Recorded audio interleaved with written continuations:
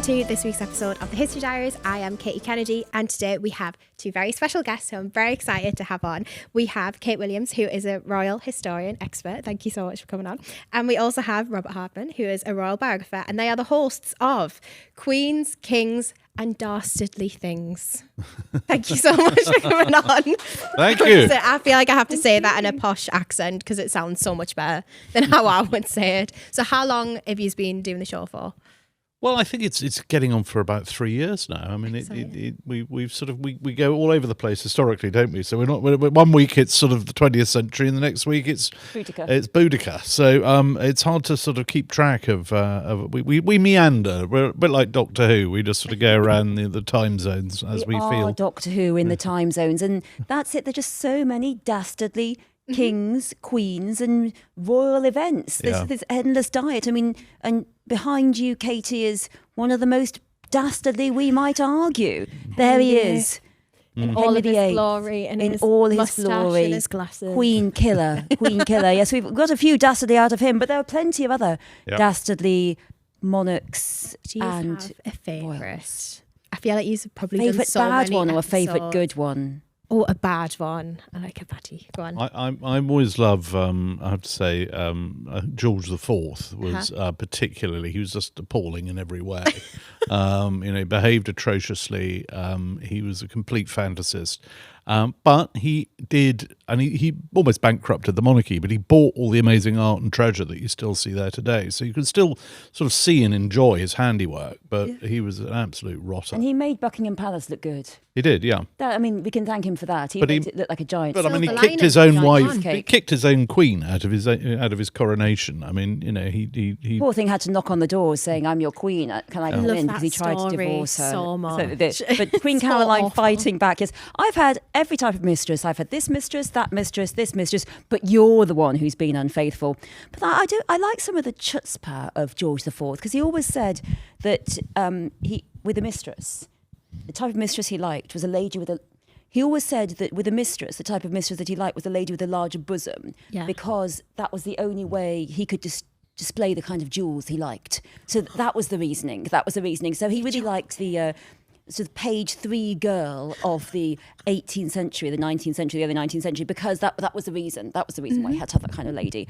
And he did throw a good party. I mean, there's very few redeeming features of him. I mean, because Robert loves George III, and of course, if you love George III, you can't love George IV, because he did try and throw his father out of power and say he's too mad to rule. But when he did win that battle and say that his father was too mad to rule, and he got to be Prince Regent, he put on one of apparently the greatest parties that London has ever seen. And there was such a queue to get in. There was such a queue to get in and such a crush to get in to see the art of his house that there were 40 pairs of shoes found, and a couple of women had the dresses torn off their backs in the crush. So next time, we're all battling through John Lewis or something, or trying to fight our way into Glastonbury, just think it's not as bad as one of George IV's parties.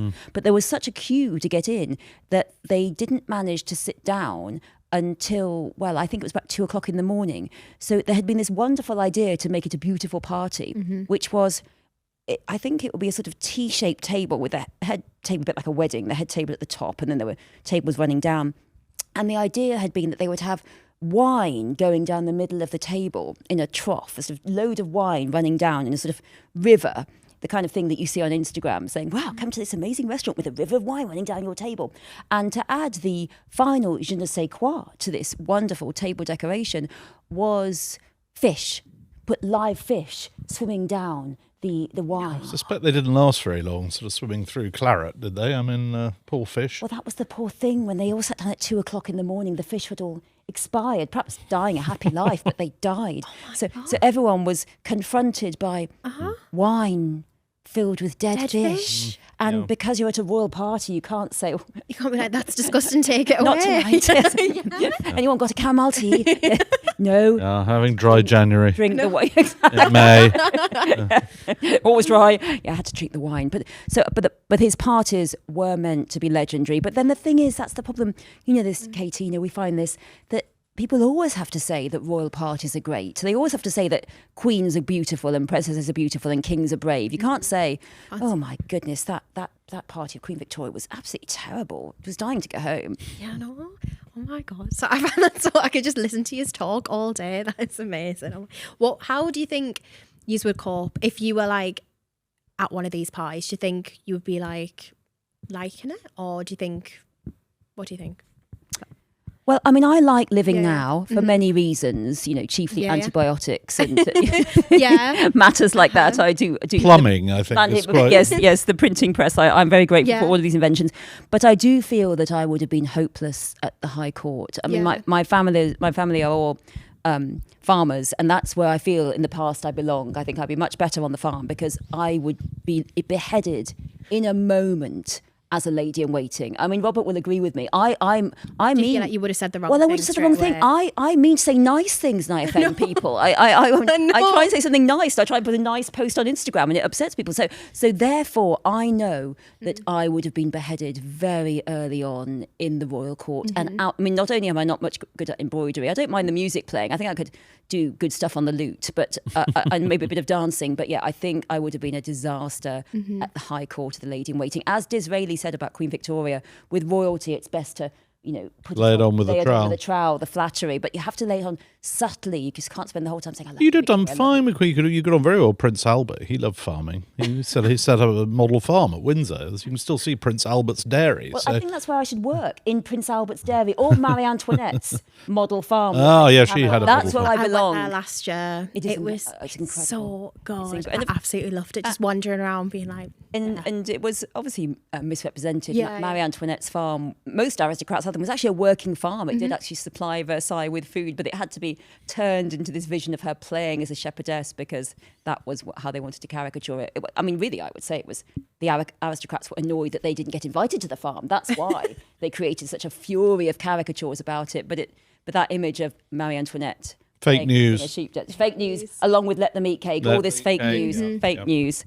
I know, when I think of all these amazing parties that they would have had, I'm like, oh yeah, I would have been the belle of the ball. I would have loved it. Oh, you would? No, because usually I get really to these social events and I'm like, nah, I'm a bit sick now. I'm sick. I can't be networking. My dress is too tight. I don't like it. I want to go to bed. But then I'm thinking, would I have even been in that position in the first place? No, I would have been like the little maid in the corner of the room or like washing the pots. I think you'd have made a great lady in waiting. I also think that you would have had to watch it, Katie, because that gentleman up ahead of you, you might have been just his type. Oh, don't say that. Yes. And we had the right name. We had the right name. He liked the Catherine. He did. Yeah. Oh God, don't. Made it easy for him just having a woman with the same name. I know. You can't forget, can he? No. Exactly. How do you think you would have fared in all of these very elaborate social events? You would have liked it. I'm terrible at dancing. No, I'm terrible at dancing, so I wouldn't have fared very well in dancing courts. But I think the sort of the sitting down and eating and drinking ones, I think I could have coped. Some of Charles II's elaborate banquets. But I think probably in Victorian times would have been fascinating because there was. There were always people just sort of turning up almost every day with news of another sort of victory, or they've just discovered something or conquered somewhere or whatever. I mean, there's definitely a sense of things going on, the Victorian era, we think of it as being rather sort of austere, but I think actually they had quite a lot of fun behind the scenes, didn't they? The largest pearl in the world did get lost down the sofa at Windsor Castle at one of Victoria's party. The Duchess of Abercorn lost it down the back of the sofa and then had to find it. How can you lose something like that? Well, is it still there? Off we go. I'm just popping into Windsor. What's down here? And then it ended up with Elizabeth Taylor. Richard Burton bought it for Elizabeth Taylor, this great pearl, this huge pearl that had been a 16th century great pearl. And she then was given it as a present. And then she realised, I think it's so massive that it can't be held in a setting. So it fell down the back of the sofa in Windsor Castle, which must have been a shock for the poor Duchess of Abercorn. And then Elizabeth Taylor, she was in Caesar's Palace, I believe, in the suite as one. I've never seen it, but I'm sure it's marvellous. And I guess at the time, they had a good big shaggy carpet, didn't it? And she realised that she'd lost the pearl somewhere in the shaggy carpet. So she thought she was poor woman was crawling around before Richard Burton woke up and realised that she'd lost his gift because he might be cross. And then she saw that one of her dogs was eating a bone, and she opened the mouth of the dog, and inside it was this pearl. Dog was chewing the pearl. Was it still intact? Just or about. Was it I mean, if I bought that pearl, I wouldn't mind a bit of Elizabeth Taylor's dog's tooth mark on it. I think it would be as a nice bit of a pearl's a pearl richness. At the end of the day. Yes, but the great La Peregrina was so big that you could never be worn. But yes, I can't imagine how the Duchess of Abercorn managed to lose the pearl down the back of the sofa. But something wild must have been going on at the party. Oh my God, how much do you think that would have been worth, a pearl of that size? A lot. Well, this was the era of sort of, peak jewellery gathering. I mean, the Koh-i-Noor diamond was coming into the royal collection at this point.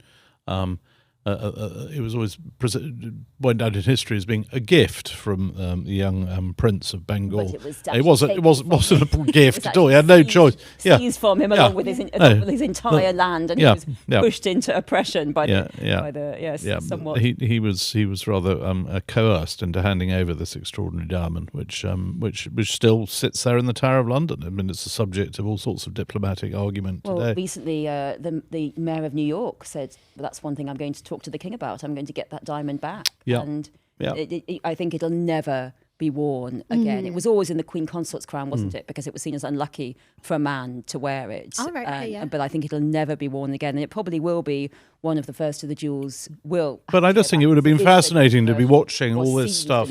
All this stuff was coming together.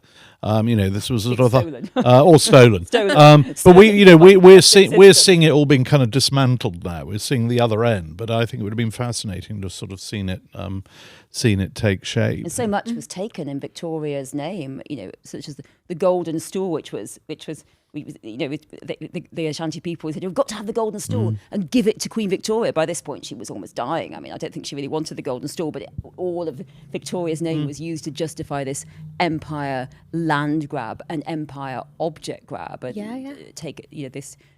Well, she did have taking objects. Quite a lot of the Earth's surface named after her as well. I mean, all around the world there are places called sort of Victoria.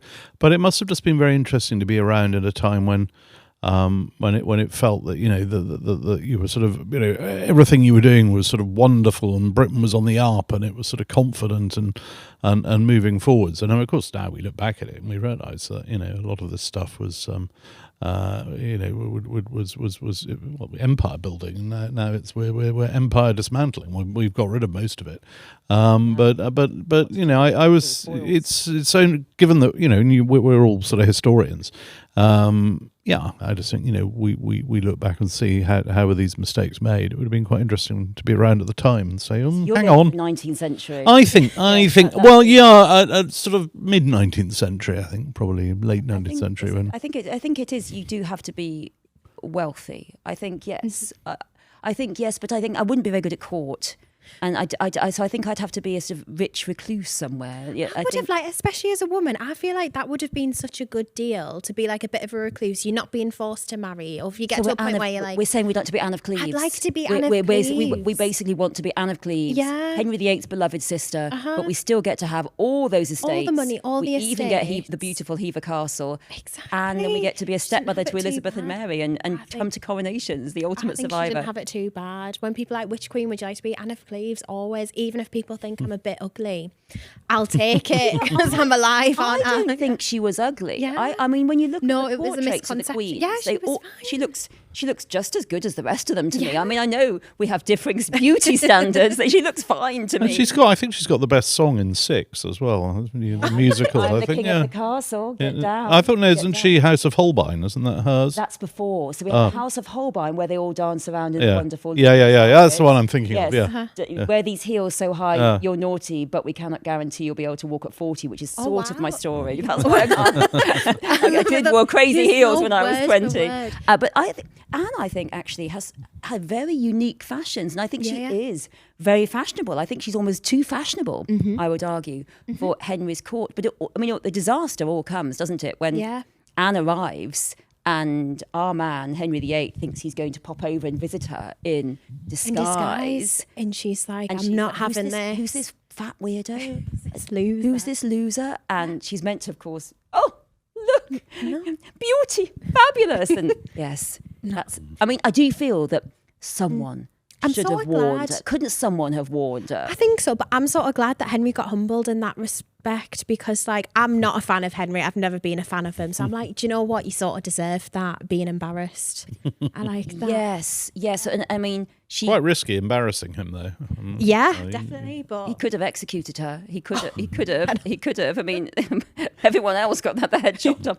And we are, of course, meeting on the day when Anne Boleyn was executed, on this day in 1536. So in 10 years' time, in 2036, it's going to be a huge anniversary of Anne Boleyn's execution. So that's great. Married for less than 3 years. I always think it's so striking that. But then he chased her. Was it 7 years? 7 he years. chased her for, and So it's like, he come was on. struck by the dart of love. Yes, in around 1525, 1526. Yeah. And so no wonder she doesn't realise what's happening when everyone's gathering evidence around her, because he's been obsessed with her. He's been totally obsessed with her. And then almost as soon as they're married, he says, He's like, nah. I'm going to affairs now. I've got her now. Yeah, I'm not bothered. now. I And know. you shut your eyes like the betters have done, which is what he said And to I her. know this happened years and years ago, so no fella's going to behead me, but it makes me scared. Do you know what I mean? Like, if someone's chasing you for so long and then they turn around and say, you're getting with your brother, you're doing this, it like makes you scared. You had sex behind the marmalade cupboard with your musician, which is a unique accusation. It is. It really is. Apparently, marmalade was meant to be a sort of wild aphrodisiac. You know, in the 19th century, Really? you're not supposed to eat marmalade because, well, ladies aren't. You're right. So we would suffer because we couldn't eat marmalade, but you would be fine, Robert, because it's particularly a younger single lady. It could do a lot for overexcitement. You're joking. Yeah. I think there's so Do you many. like? I don't even like marmalade that Do you know much. what? Find No, it a I bit like strong. the idea of it. Quite- If I watch I do like- Paddington, I'm like, oh, do you know what? I can have I was some going to say marmalade. Paddington. I mean, it's brought marmalade to a whole new generation. The Paddington the musical is wonderful, but I had no idea that Paddington, when he's offering the late Queen a marmalade sandwich. I mean, maybe there's more to that than meets the eye. I'm not really sure. I think that's terrible. thought of I that. think that's very impertinent. I mean, How dare he? yes, I hadn't thought of that. Oh my goodness, I didn't even think of that. Yes, it was so touching. But here is Paddington offering a contraband substance of marmalade. Yes, single ladies were definitely not permitted I feel like marmalade. there's so I do much- quite like it, but it's very strong. It's really, that's such a strange thing. I wonder where like stuff like that comes from. It makes me think there's so many etiquette rules throughout history. Do you have a particular one in mind that is such a weird rule that people wouldn't even bat an eyelid at now? Is there any? I mean, I think that one strikes comes you? from the such total fear of single women's sexuality, that Yeah. if women have any notion of sexual desire outside of the prescribed structures of society, so they'll do anything to stop women understanding anything Doing about anything. sex. Even eating marmalade is going too far. So that one comes from there. But what is a crazy prescribed rule? Well, I mean, some of them. The one that sticks in my mind is you had to be very careful that you showed the right degree of respect and deference to people many centuries ago. And I always think of that papal delegation who went to see Vlad Tepes, the king of Transylvania, who we did a podcast on not that long ago, who's actually related to our royal family, better known in history as Vlad the Impaler. Not a relative, they tend to, they don't boast about him a lot, but when the Pope's people came to see him and didn't take their hats off, and he said, "Why haven't you taken your hats off?" They said, "We only take our hats off to the Pope." He went, "Fine. Nail them on their heads then," and they had their hats nailed to their heads, and didn't make it home again. So, you always had to, observe other people's etiquette on the whole. It's interesting today. I mean, etiquette is it's almost sort of made up on the hoof. People think you have to bow and curtsy to royalty and that sort of thing. Actually, you don't. It's fascinating how over the years people have been. Still to this day, they're very worried about doing the right or the wrong thing in the presence of royalty, and actually royalty sort of don't mind, Yeah, but even like with the things from history, like I've got notes on here, like don't say sorry if you break a glass at a Victorian dinner party. They just expected to like sweep it away if you accidentally break something at a dinner. Don't talk to the servants, heavens above, because we must say this, acknowledge them. Accident is shocking. ignored. Or in the Middle Ages, you can wipe your hands on the tablecloth. Knights returning to England from the Crusades brought back polite custom of wiping your hands on the tablecloth instead of licking your fingers, which I suppose if is between licking your fingers or wiping your hands on the tablecloth. I think that's okay. I wouldn't do it now. Let's just say I wouldn't do it now. Quite a lot of people did used to just get their dogs to lick their hands clean. You're joking. Well, there were lots of dogs wandering around and eating at the table. Well, of course, That's stinging. That's actually lack of hygiene, as you've pointed out previously, Kate. Lack of hygiene actually sort of changed the course of history, didn't it? I mean, Henry V not washing his hands. Henry V not washing his hands. Ever? Well, particularly in battle in France, caught dysentery. I mean, many reasons why he caught dysentery, and then with Henry V dead, we have the Wars of the Roses because Henry VI was. We had the Wars of the Roses because Henry V didn't wash his hands properly. So there's brilliant points about that as well. It's fantastic. So yes, we got washing hands, and is always good. But finger bowls. Actually, there's lots of stories about finger bowls because they cause In recent times, they've caused sort of some confusion where, in banquets where people would have a sort of a bowl of water put in front of them so they could sort of rinse their hands if they were sort of picking bits of meat or whatever. And the late Queen was definitely she was at one banquet where there was a finger bowl and the person next to her just picked up the finger bowl and drank it. And she thought, well, I better do the same so they don't feel they've done the wrong thing, which I thought was a rather noble point. Drink the finger bowl so that everyone feels that's what you do. I'm such a germaphobe. Since I was little, my mum's trained us to have a bit of hand gel in my pocket all the time. Oh, I do that actually. All the time. I remember in primary school, queuing up for my little lunch, hand gel, giving everyone the hand gel. So I don't think I could be drinking out of a finger bowl. You wouldn't have got the Black Death. I'd like to think I wouldn't. Yeah. I think with my modern knowledge, I was like, I'd just wash my hands. Do you know what I mean? Because I'd quite like to be one of those peasants who survived the Black Death and then could say, okay, you lords who've exploited us all this time, now I'm naming my price. Yes, sorry. Exactly. Yeah, you know that you just treated us so badly and kept us as essential. Yeah. Indentured labour. Now with the Black Death, I'm going to name my price. Oh, exactly. I feel like it's one of the small moments in history where the poor people are triumph. Yeah, exactly. We have a little bit. Now we've got the bargaining power. Yeah, then we take it back. I got a favourite law that was brought in, and I always think in wartime so many unique and strange laws are brought in, and one of my favourites is in World War One. Yeah. And the law was brought in, I think, largely due to David Lloyd George, the Welsh wizard, for whom my grandmother was a great fan. But there's lots of different points about him. He said he was concerned that one of the greatest enemies of the time was drink. That it was Germans. That was one of the great enemies. It was the Germans. And it was drink. So he brought in a law that you weren't allowed to buy other people drinks at the pub. Really? No treating law. This was what was brought in. So you weren't allowed to buy rounds, and you weren't allowed really to buy other people a drink. You could only buy your own drink to reduce But how do you monitor alcoholism. stuff like that? Do you know what I mean? You could just say, I just want 3 pints for myself and I didn't want them, so I'll just give them to my mate. But you know what, Katie? When I've given talks about this, people will say, "Oh, is that still on the statute book now?" Because people would like it to be a fact that you don't have to buy rounds. Saying, "Yes, sorry, it's against the law. I'd love to buy you a round, but I can't." No treating. It'll always no treating. So I think that's quite a unique law, and of course, pubs didn't like it, and it created massive queues, and there's a lot of women are going to the pub in World War One in the time when they didn't before. And I had a student a couple of years ago that did some really interesting work on how women going to the pub and women smoking is met by all this fear. And you've got this, people are saying, all these men who obviously usually the men who are not fighting are saying, we're trying to go to the pub and relax. It's just full of these women talking, standing there, talking. They should be in the kitchens. Just I mean, no wonder when they got to queue for 2 hours to get their hands on one drink. Yeah.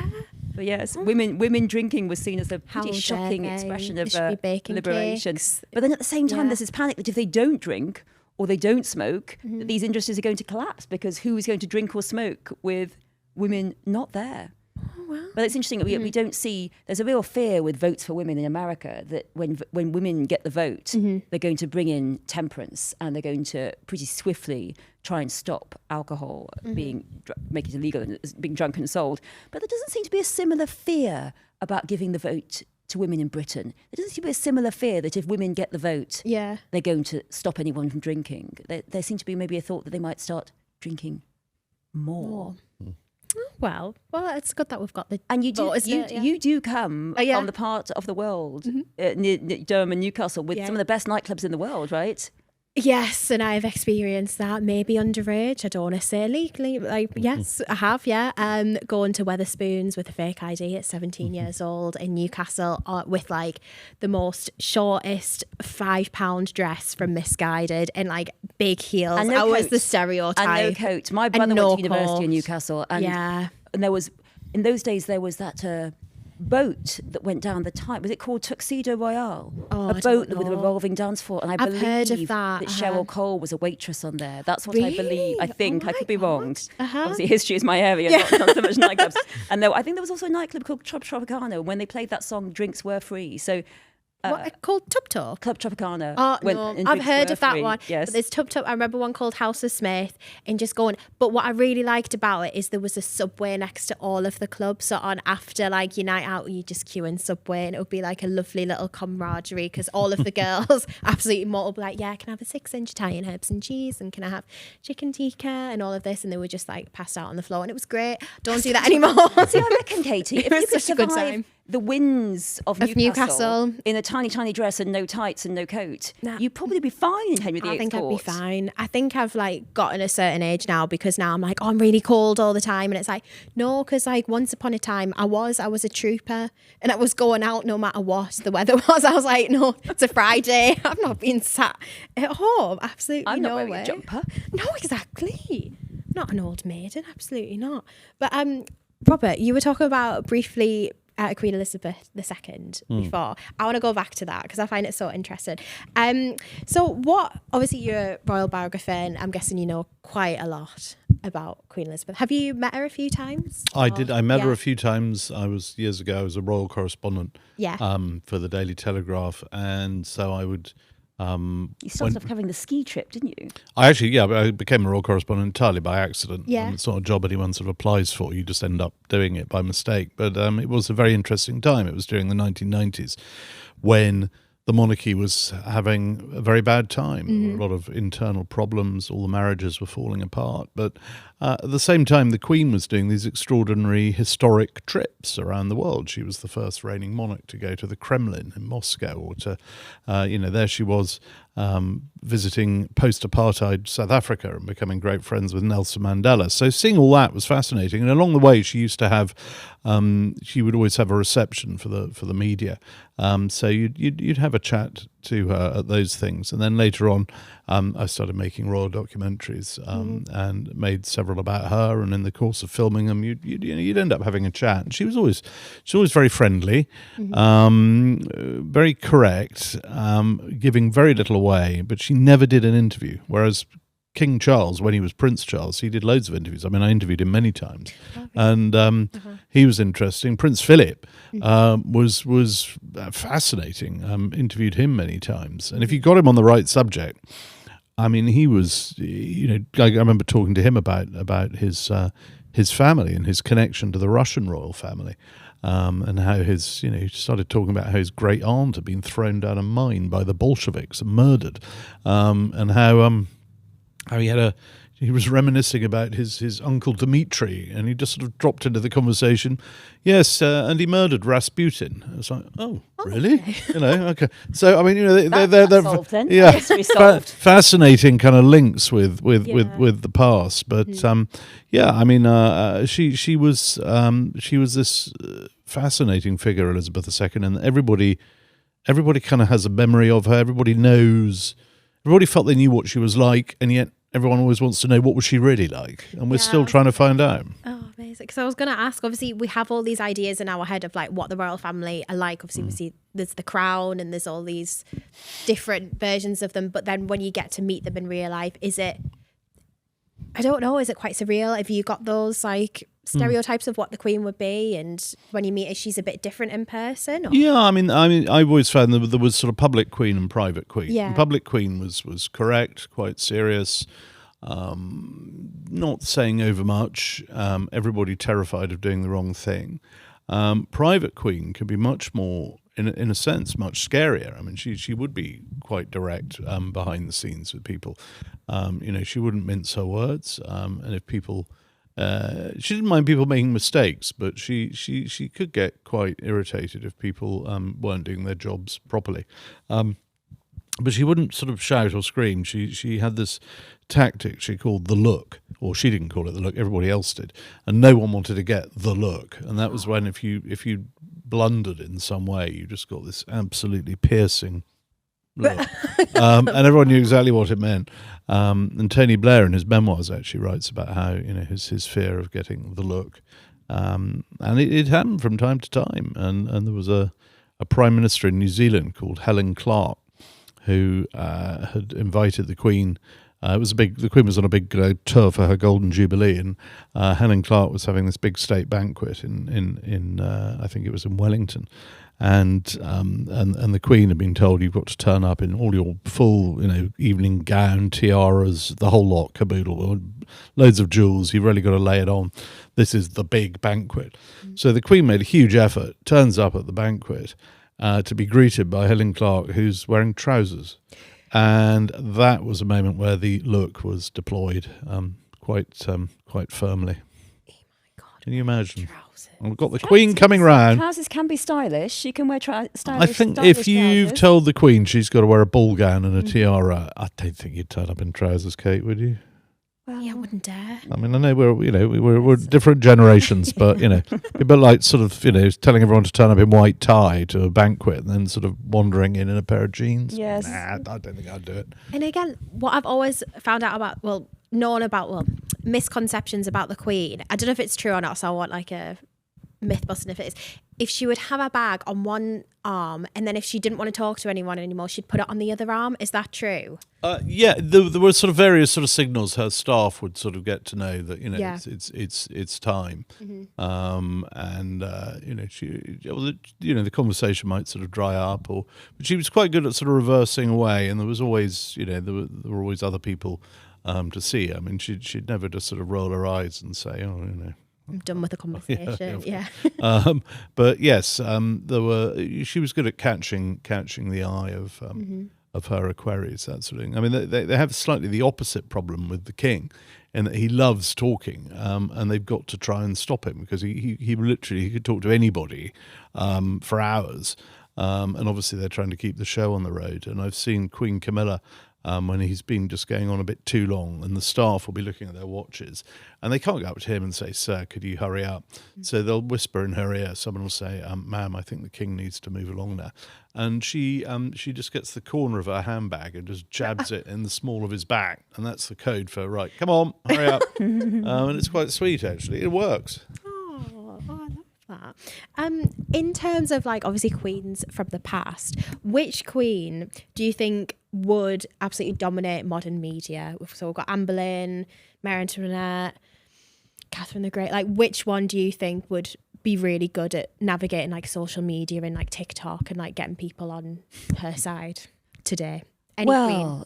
That is a good question, Katie, and I have just written a book about lots of different queens, all the queens, got them all in there from the beginning to the end, all my queens. You've got more than 70 in there, haven't I've you? got more than 70 queens in there, queens across the world, all time zones. I've put them all in there, and I think, it's a competitive field because there are some real image makers. Because if you're a female monarch or a princess, if you don't try and control your own image, it'll come for you. The image will be created about you, whether it's Marie Antoinette with the "let them eat cake" and the fake news and the playing as the shepherdess, or the enemies that have written about them. But I think that Cleopatra would be the queen. She is a mistress, a master of the show. She creates incredible shows, whether it's on the barge, dazzling Mark Antony, whether it's visiting Julius Caesar in her own palace when she's snuck through her own palace to get to Caesar before her brother does and win Julius Caesar over to protecting her and protecting Egypt. Every time she puts on a show. And one trick she did was she would get a pearl and she'd dissolve it in wine, pearls and wine again. She'd get a pearl and she'd dissolve it in wine and then she'd drink it. And sometimes I wonder, could that have been one of the pearls that Julius Caesar got from Britain, brought back? Maybe he gave one to Cleopatra and she later made it into these great shows, which she did with Mark Antony. So she was, I mean, all the Ptolemies put on a show, but Cleopatra really could put on a show. And it's interesting because Rome puts on massive shows, massive triumphs. They close down the whole of Rome. It's one big giant park and ride setup, and everyone puts out sofas and they all watch the big fandango show about Roman victory. And, oh, look, we've conquered Britain. Yes, we have. I mean, I know we didn't really go to Britain at all. We conquered them. Yes, we have, because no one's going to come around to tell them that they haven't at that point. But it's Cleopatra who's punished for her shows and called by the Romans who wrote about her, because all of Cleopatra she's written about by her enemies. There are many great Arabic sources that give a totally different impression. She's a great scholar, but the Romans who've had so much power, and Shakespeare who's had so much power, she's lascivious, she's the serpent of old Nile, she's led by her passions, but also she's obsessed with these excessive shows, but they were her form of power. So she on TikTok would have been a sensation. The pearl and the wine would have gone viral. The pearl, the wine. I would be reposting that straight away. The get ready with me. Yeah. The very in on the get ready with me. Cleopatra's cat videos would have shot to the top of it, and Cleopatra's evening routine videos. I like an evening routine video. I think Cleopatra would have stunned the world with her evening routine. So she would have been the mistress, and if only we'd had some of her great words. We have some representations of her, fascinating carving of her on the back of Dendera Temple, but so if only we had her words, if only, perhaps there were many in the Library of Alexandria, but it burned down. Yeah. So if only we could rescue them from the Library of Alexandria, because she was such a powerful speaker. I know she would have been a powerful writer. She'd have done a great TikTok video when she was rowing up the Nile with that bull in a boat, wasn't she? Yes, she had to row a bull in a boat. Just her and a bull. Yes, as you do. It's a sacred bull, and it's a sacred ceremony, and she's the first to actually row the bull. So it's usually not done by the monarch, and sometimes the monarch doesn't even go, but she goes and she rows the bull, and she's about 17, so she must have been pretty tough to be rowing this giant bull. I mean, I'm sure the bull wasn't very happy to be in a boat. I was going to say, would he not be having a complete panic? I mean, obviously it's a sacred bull, so maybe the gods told him to not panic like your average animal would that near water. But yes, that would have been a great TikTok. So I think she would have been a wondrous use. Maybe. But then you'd get people trying to recreate it, being like, I can get on this trend, I'll get a couple 100,000 views, and I can't imagine that going too well. Like if I had a bull in a boat trying to like row it, we'd both be in the water. Definitely. Oh my that God. Would have been that would have been the moment. Recreate. Don't try this at home, Cleopatra could have said. But yeah, she would have been the winner. But I would so many of the women I wrote about were all written about by their enemies, or people who want to make them into these representations of, usually men, right? Usually men, representations of the worst of female nature. Over and over again, women from the beginning to the end of time are accused of vanity, and they're accused of not being able to control money, and they're accused of being obsessed by their own passions. And we see the same things being said about women in power, whether it's the beginning of time or the modern day. And it so fascinates me that we keep throwing the same, but never at men, criticisms at men, because we like, I think, often history likes men to be great successes. Alexander the Great, Julius Caesar, Henry V, they're the kings we think about. But women, we like ones that we say are failures. Now, they're not failures. Cleopatra's not a failure. Marie Antoinette's not a failure. But those are the ones we say, Cleopatra didn't lose Egypt. It was all her ancestors who mortgaged Egypt to Rome. But we love this idea of these women who fail. And we don't often see Anne Boleyn as being a political reformer, a religious reformer who was pulled down by a setup. We because instead we like to imagine that she wasn't likable or she wasn't nice enough, and she was a bit of a cow. No one liked it. She wasn't. Whereas actually, I don't think she was.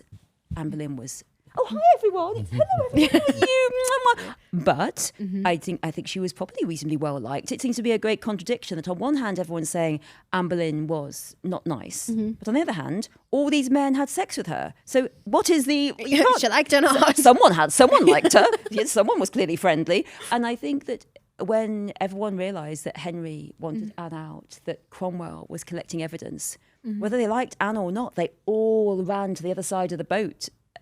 Wouldn't you? You've got to survive in the Tudor court. You know she's going to go down. Yeah. I do think that, this is what I think, that quite a lot of the people who gave evidence against Anne were thinking that she would be sent away in exile, would be packed off to a nunnery. He'd try and divorce her or something. It just seems so extreme to just... He got her to agree to annulment just before she was executed. And there was some suggestion, I mean, Tracy Borman, I think, she really propounds this thing, I think she's right, that the reason why... Anne was persuaded to agree to an annulment of the marriage in the Tower was she thought she might be spared. It's like, oh yeah, sorry.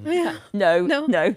And so she would have agreed to an annulment, I think, and you could have sent her off, packed her off to one of the remaining nunneries, but stuck her there. And I think that's probably what a lot of people giving evidence against her thought. They didn't think Henry would kill her. And yet he did. He's such a prick, isn't he, Henry? He is. Come on. I mean, I'm with you. Yeah. There are other scholars who say he was searching for romance and he was tricked into it by his advisors. But I'm with you. He love bombed her. Then she didn't have a son, and he can't just annul the marriage and get rid of her. No, he has to be accuse her dramatic. and has to declare. He said to Jane Seymour, "Oh, I think she had sex with more than 100 men." I mean, that is a feat when she's mostly been pregnant for much of the marriage. I mean, it's a feat to have had sex with 100 men. Oh my God. But yes, we always like to attack. We always like to say, give these attacks on women. Even Catherine the Great, who you mentioned, who can't be criticised as a failed queen because, unless you were a serf, life was mainly better. She invested in education and healthcare and vaccination. But what does everyone talk about with Catherine the Great? That's the first thing you have to say. You have to say, but it's not true that she died having sex with a horse. Oh, the horse. She had a stroke and died in her bed the way we'd all like to. But that's what's made up by the British, I'm afraid. That kind was it? Yes, I'm afraid so. Yes, some of the haters, but it stuck. No. So we always tell these stories about queens and how when they have a modicum of power, they lose it and they are rubbish, and whether it's because they're mean or stupid or lascivious or spendthrift like Marie Antoinette. So maybe Anne Boleyn is cast as the ultimate mean girl, and Cleopatra's cast as the ultimate led by her heart, and Marie Antoinette's cast as the ultimate spendthrift, and none of it's true. But I think it does impact on how we see women in power now, because if we tell these stories, these aren't just stories about the past. If we keep telling them, and we're saying that if women can't manage money when they get a little bit of power, then they're never going to be able to. I think that's the inference. Oh, I love that. I really love that. Thank you. Do you have a favourite monarch? A favourite monarch? Yeah. Well, I obviously I'm biased towards to the late Queen, just because she did break pretty much every record. She was the longest reigning monarch in history, with the exception actually of Louis XIV of France. But come to the throne. He was a small child with a regent, so I don't call that proper reigning. Sorry, Louis, if you're listening. Sorry to French listeners. She obviously she stands out. As Kate said earlier, I'm a big fan of George III. I think he's much maligned. He's just remembered as the guy who lost America and went mad, but actually he was the monarch who consolidated, really laid the groundwork for the kind of modern monarchy we have today, and who pretty much saw off all the bad guys on the block. I mean, he saw off Napoleon, and where a lot of other monarchs were losing their heads and their thrones, he died in his own bed, and he was uxorious, conscientious, clever man, very musical. But possibly a little on the earnest and dull side. But I'm also a big fan of Elizabeth I. I just think the way that she batted off all these suitors, and knowing full well that as soon as she married it, she'd automatically be ceding power, and she'd be a sort of diminished figure. and she kept them all at bay, and she kept Europe at bay. She saw off the Armada. I mean, to be honest, we do tend to focus on her win over the Spanish Armada and not on our own disastrous armadas that we sent the other way, because we did have some pretty terrible ones too. But she presided over this great kind of cultural heyday, all this sort of the great literature, a sort of a sense of a country defining a new character. And I just love the fact, we're talking about how Henry VIII was a rotter. I mean, she was absolutely at the bottom of the Tudor pile. She was the one they eventually had to end up with because everything else had gone wrong. 6 wives and a son and another daughter. Later, we end up with Elizabeth I, and hey, she's great. And if you ask anyone today, say to anyone on the street, name your top 5 monarchs. She's definitely.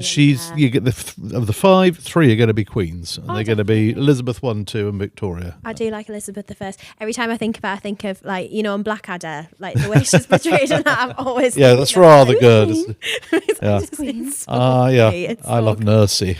Yeah, I love it. When you obviously you're a historian, when you watch like adaptations like Blackadder and other things, like what's your reaction to that? Are you going like, oh my God, this isn't accurate, or do you sort of take it for what it is? I love Blackadder. It's good, isn't it? Totally brilliant. It's so funny. And I love Tony Robbins and he's Baldrick. And I love it. And I think actually, I think there's a lot of truth in a lot of Blackadder. That they do reflect the hierarchy. I mean, the World War I Blackadder. I mean, there are a lot of aspects to how that was the black humour of the trenches. So I think, I love historical drama. I love historical comedy, and I think that it's all a broad church. There's fact and there's fiction, and we can all be part of the same church. And the most frustrating thing I think we find as factual writers, I'm sure you find this as well, Katie, is that sometimes you just can't know something. You cannot know about whether or not, it's often affairs of the heart. You can't know if someone really loves someone, if someone had an affair with someone. But in fiction, you can make those jumps and you can tell those stories. And sometimes it can be really powerful. I think fiction can often be a way of recapturing the voices that you don't have in the past. We don't hear from my ancestor. We don't hear from the Welsh farmers in the Tudor period.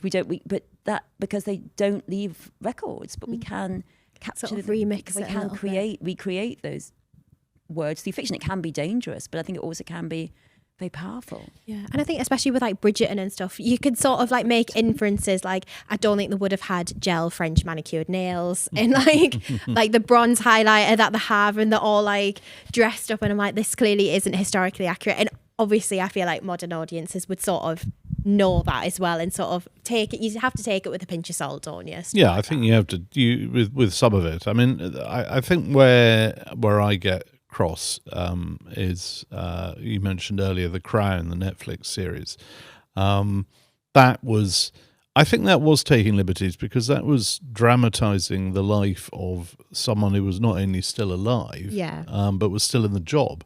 And I don't think you really do that with anybody else in the way that Netflix did with Elizabeth II.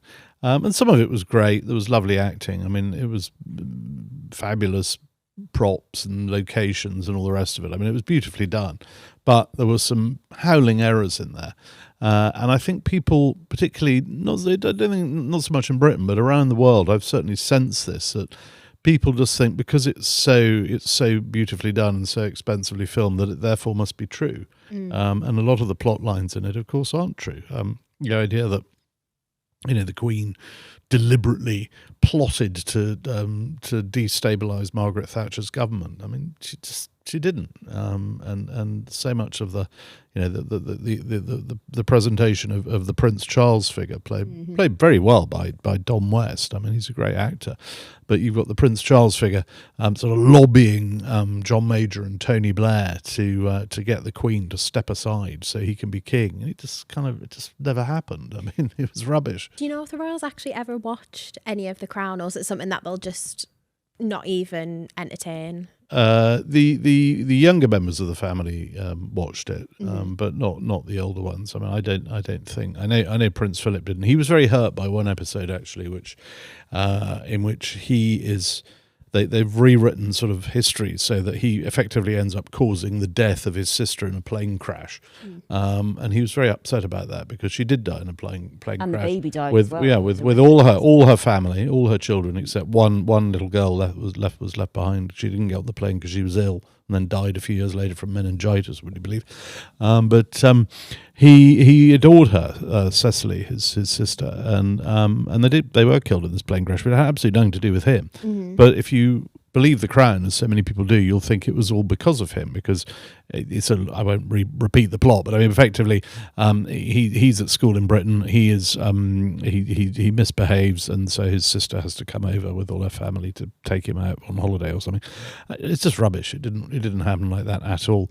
And he did say to someone I spoke to, he said, when he heard about it, he said, I gather I'm supposed to have murdered my sister.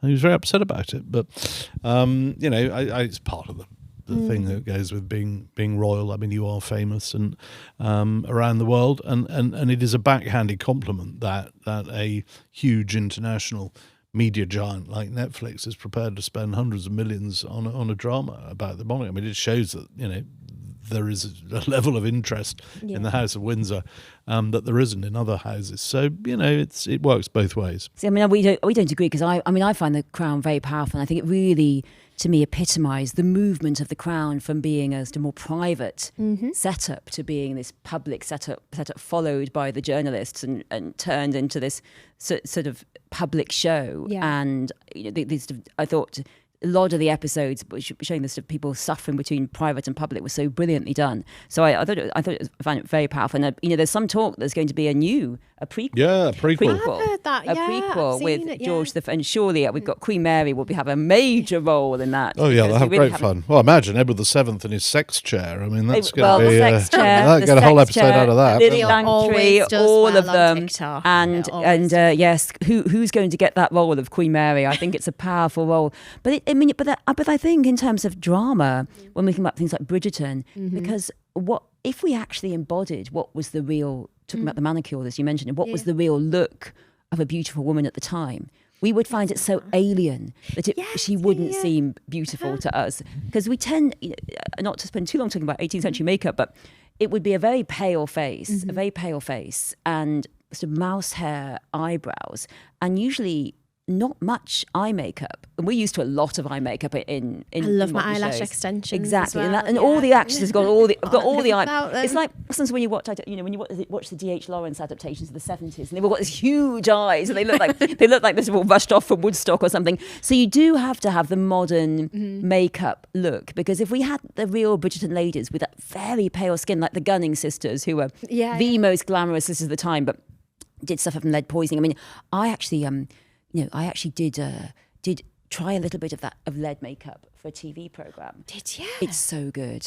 It's really good. Yes. But I thought it makes your skin look really good. I can see why it cracks and it makes it worse. Then you have to keep putting more on. Well, it does. It does. Yeah. Give you death and poisoning long term. But it's got to suffer to be beautiful. Exactly. So it was only a tiny bit, but I could really see why it was used as a skin smoother. Yeah. It's another thing that's always said about Elizabeth I, who we all love, that she died from her makeup. She did not die of her makeup. Absolute rubbish. And she's not being vain wearing makeup. A woman has to have a look. No one says Henry VIII's vain for wearing all that puff, but it's always thrown at women. But yeah. So if we actually had the true look, I mean, in modern. A Bridgerton style woman coming now would think, what are they doing with those eyes? What's that stuff? Why do they look like why have they got that black blob around here? Why have they got that? And I mean, Cleopatra, I think it was actually Hatshepsut who invented eyeliner, and it was really to stop infections getting into your eyes. So initially, was it to stop the sun as well getting in your eyes, and sort of the sun and sweat and things infecting your very precious eyes. So it did actually have a medical usage, but they're not really using it by the Bridgerton time. No. So their nails, they would have seen it. Their look would have been the equivalent of what we see as the look, and so the way that the actresses look now is perfect. It's just the sort of peak beauty, but how peak beauty was defined then was rather different. And as of course, as we know with George IV, he had to be great big bosoms, otherwise you were certainly the idea of weight loss was seen as a bad thing. I mean, in Edwardian times, I mean, the beginning of the 20th century, if you went to stay at Sandringham, with the royal family. You got weighed on arrival and you got weighed on departure, and you were expected to put on weight. And if you hadn't, you'd sort of rather let the side down. Can you imagine? Yeah, it's still there actually. If you go to Sandringham today, if you go into the hall, there's a scales there that they used to weigh the guests on. How much you were talking? How much are they packing on? Well, A couple pounds, bit more. probably if you if you look at an Edwardian menu, it's a sort of 8-9 course dinner every night, and enormous breakfasts, enormous lunches, enormous teas. Yeah, I mean, I think if the king would be pleased if you'd added half a stone over a long weekend. That'd be good. See, it's the opposite of a health farm where they weigh you at the beginning and they weigh you at the end. You're supposed to have less. It's the other way around. Less is more. Yeah. Oh, well, what do you think? What would the food would have been like? Like very... Be very rich, Yeah. Elaborate. I mean, courses were, as I said, there was sort of 6, 7, 8 courses. That's one thing that has been really coming down since the late Queen's reign. I mean, she managed to get state banquets from. They used to be 5-course affairs, and she trimmed those down by. It was about 2002, I think. She was quite a quick eater, and she didn't like sitting for ages at a banquet.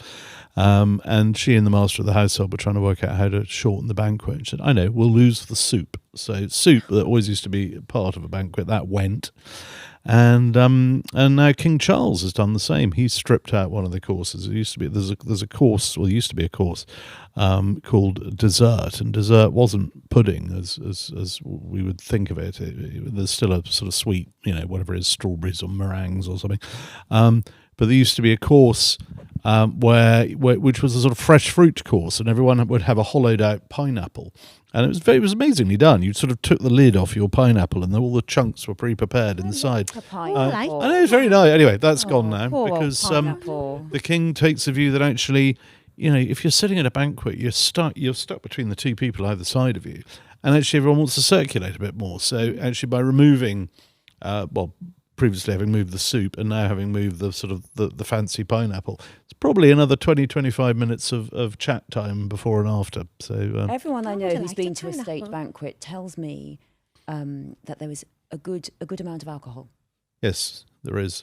So they're not going to be cutting down on that. anytime well, soon, I don't think. Plenty of après ski drinks. Oh, and no, the new thing the king has started. He's got an in-house cocktail expert. What do you call a mixologist? That's the word.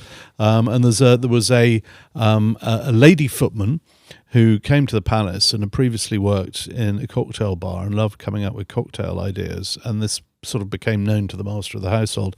And they had the idea I think it started at the Japanese state visit, not long after the king became king. And they decided to have a special state visit cocktail. So this young lady was invited to, can you come up with a sort of special cocktail? She came up with something that looked a bit like the Japanese flag, and it was such a success that she's done one for every state visit since. So now it's, again, this is how this will, in a few years' time they'll talk about it being a tradition. It's a completely brand new tradition, but it's now officially a tradition that when a state visitor comes to Buckingham Palace or Windsor Castle, there is a special state visit cocktail in their honour. They did one for Donald Trump, and he doesn't even drink. Oh, does he not? No, I didn't know that. no. Seems Diet like Coke. All he drinks is Diet Coke. Honestly, I could listen to you just talk like all day. Everything you say, like both of you say, I'm like, oh my God, this is so interesting. Anyway, so we like to do a segment on David Attenborough. Is that okay? Yes. We're going to We do a love fact or David fiction. Attenborough. Love him. Yes. National treasure. Happy yeah. birthday. Happy birthday, David 100. Attenborough. Yeah, so I'm going to ask if it's fact or fiction because you did a recent episode about David Attenborough as well. David Attenborough and the Queen. And the Queen. Yeah. And the Queen. Both born in 1926. Month apart. A Month month apart. apart. It's Oh, no way. incredible, isn't it, to think that they were born not long after the end of World War One, before all women had the vote and the time of the Yeah. flapper, and how the world has changed. I know. He's lived through a lot, hasn't He's lived through a lot. He's a national treasure. Have you met him? Yeah.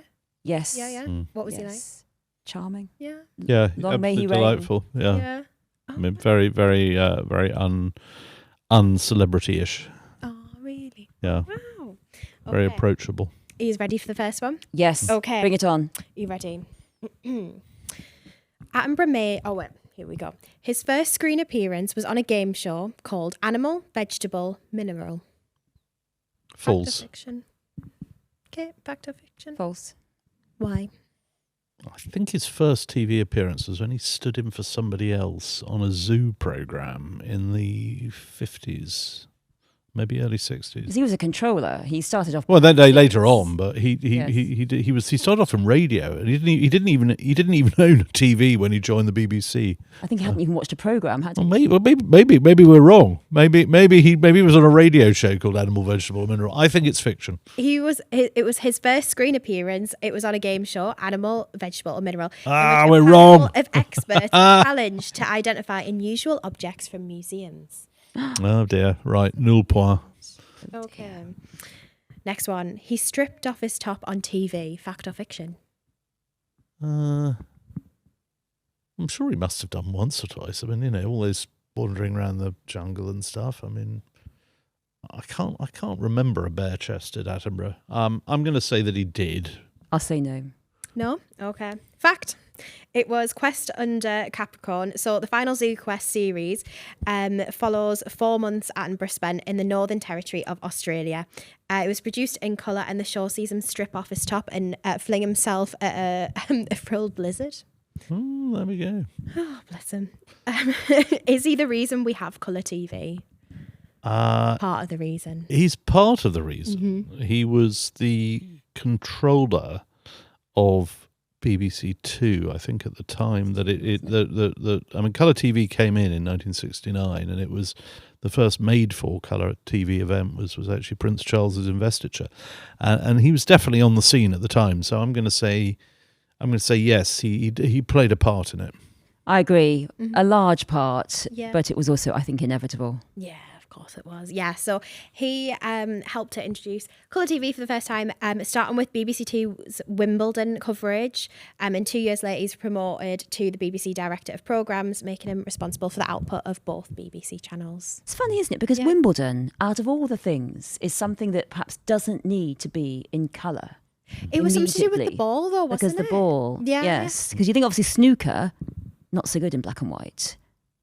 I think one of the things he did was to bring snooker onto TV. I think he was the controller at the time when Pot Black was born, and sort of snooker became a TV sport. That is a colour. But you definitely need colour for snooker, don't you? Yeah. And last one is, he was also surrounded by over 100 crabs in an episode. That is true. That is That true. is true. And Yeah. Yeah, or more, possibly 1,000 crabs.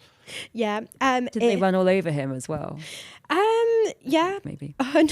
They've got he presented a piece to camera while 120 million red crabs attempt to Million? try to crawl up his trousers. 120 red crabs attempt to crawl up his trousers. I don't think I'll be enjoying that at all. No, I think Absolutely that not. might be time. Do you have a favourite fact about him? I Anything that you've from meeting him or? I mean, I love the fact that he did quite early on. He I would say a row, but he dared to criticise the Queen quite publicly when she let the cameras in to do that first BBC documentary called Royal Family in 1969. And everyone said, "Oh, this is great. This is groundbreaking stuff." And David Attenborough said, "Actually, this isn't a very good idea. You've got to keep the magic. You shouldn't be showing the the giving away the secrets." Yeah. So as it turns out, I think he was wrong. I think it was something that the royal family did have to do. I think they had to move with the times, and eventually it would have happened. But I think it showed he was when he had a position, when he had a view, he was prepared to stand up and. I'm not sure he was wrong. Yes, I think that maybe he did have a point there, but because I don't think the royal family realised that if you're going to open the doors, you must be very careful about what you show. You can't show what you might have seen in evidence. But I also love the fact that he was, as a boy, he grew up in Leicester, where his dad was the principal at a college of higher education, which went on to become Leicester University, which, of course, discovered Richard III under a car park. Yeah. So, so the Attenboroughs and the royal family have all these interesting connections running through the story. And I love that. I mean, we presumably all saw the that rather nice video the other day for his 100th of the king sending his 100th birthday card to Attenborough, and it's a bit like that sort of lovely. The videos the Queen used to do with James Bond or with Paddington. It was one of those ones with, all these animals sort of bringing the King's card to Attenborough. I thought it was beautifully done. Fab. I think also, something he's such a national treasure, but also someone who really has spoken out for conservation, which has become so much more urgent over the period. He was born into a world which is much more pristine and much more protected habitats than we have now. So his voice is more important than ever, but I'm not sure we always heed him. Yeah, no, he's such a national treasure, bless him, honestly. But before we finish off the podcast, we like to ask every single guest, what would you not want to go down in history for? So that could be anything, like an embarrassing story, something from a career you're like, oh my God, I hope this never sees the light of day ever again. Is there any moment? Time to give up all our secrets. Yeah. Well, one thing that my work has taught me is that you're never going to go down in history as what you want to go down. Even queens who have a modicum of power and voice, they're always recreated as what they don't want to be. Yeah. Lady Jane Grey wanted to be a Protestant martyr, and instead she's turned by paintings into this white-clad innocent. So I think that it's very hard to control your posthumous reputation. So where can we find your show for the audience? Oh, you can find Queens, Kings and Dastardly Things. It's on Amazon and Spotify and YouTube, isn't it? All the podcasts. And wherever you get your podcasts. And we look forward to meeting new friends through being on your show, Katie. Thank you. Well, thank you both so much for coming on. It's been so interesting. It's been wonderful to meet you. God. No, it's been wonderful to meet you as well. This is crazy. Right. Thank you so much. And you can watch The History Diaries every Tuesday at 5:00. And you can find us at The History Diaries Pod on TikTok, Instagram, Spotify, YouTube, everywhere. Thank you so much for listening. Bye.